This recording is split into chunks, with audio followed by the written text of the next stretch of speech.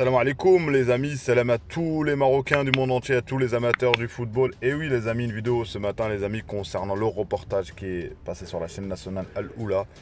La première chaîne où on voit dans les coulisses, dans la cuisine marocaine, comment ce succès est arrivé et que c'est pas par hasard. On voit l'éviction de Vaïd, on voit l'arrivée de Walid et on voit aussi ça y est, sa réaction concernant ce qui s'est passé, qu'est-ce qui s'est passé. Mais le moment clé, comme je dis les amis, le moment qui a fait qu'a tout basculé, c'est le match contre les États-Unis, le match amical où on s'est pris 3-0. Et je pense que c'était ce match-là, un mal pour un bien, un grand bien je dirais. Franchement, parfois dans la vie, il y a des choses qui nous arrivent en général, on pense ça fait mal, mais finalement c'est peut-être ce mal-là qui fait qu'il y a du succès après. Et Walid qui est venu avec un groupe, venu avec une ferveur, avec une motivation, et en sachant qu'on ne va pas faire le résumé les amis, c'est quelqu'un qui est né en France, qui a grandi en France, et qui a aussi vécu une partie au Maroc, qui s'est acclimaté au Maroc.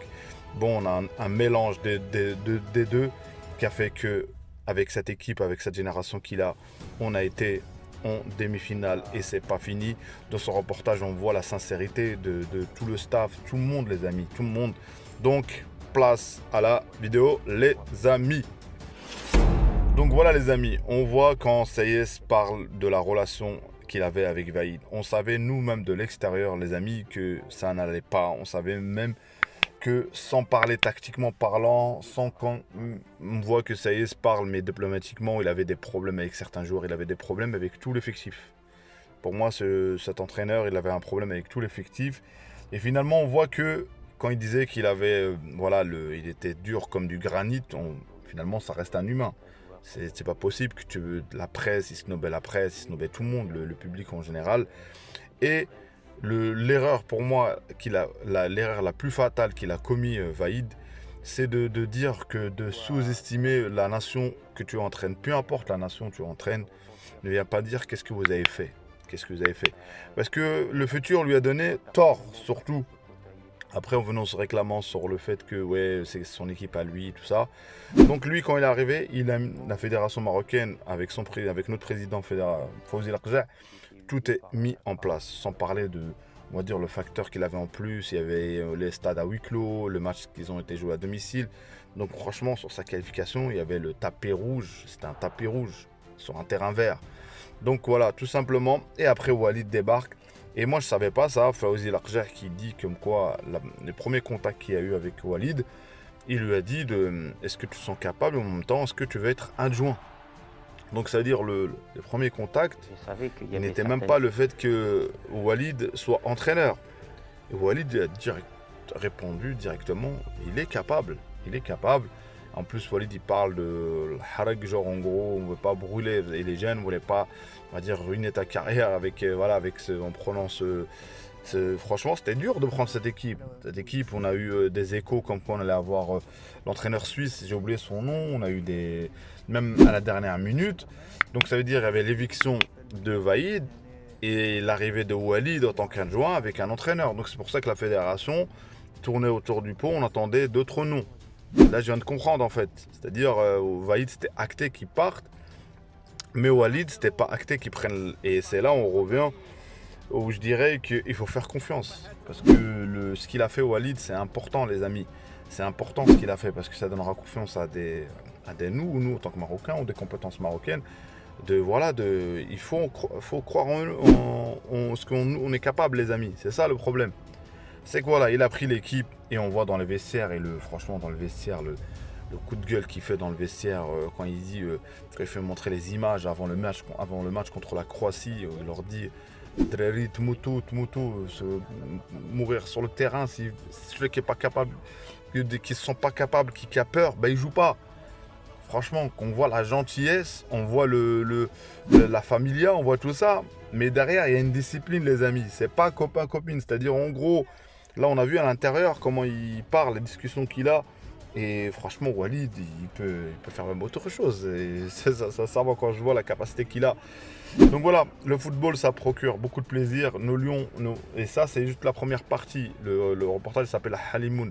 Je pense ce soir aussi qu'il y a une deuxième partie. Mais je voulais commenter cette première partie, les amis. Je ne sais pas si d'entre vous ce que vous avez vu ou pas.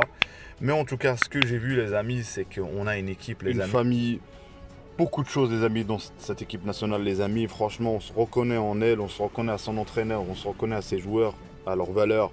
Et franchement, ça fait plaisir. Il y a bien longtemps, je me rappelle quand je suivais la sélection, les amis. Parfois, mon amour avec notre sélection, les amis, a été... Je voulais même plus regarder les matchs. Tellement dégoûté, déçu à chaque fois. Mais à chaque fois, il y avait de l'amour qui revenait, il y avait de l'espoir qui revenait.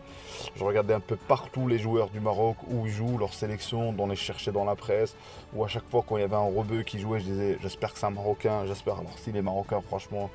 Et en plus, ces joueurs-là, je ne sais pas, est-ce que peut-être la faute de la jeunesse, et même nous, on est tous passés par là, les amis, d'être, voilà, d'avoir 17 ans, 18 ans.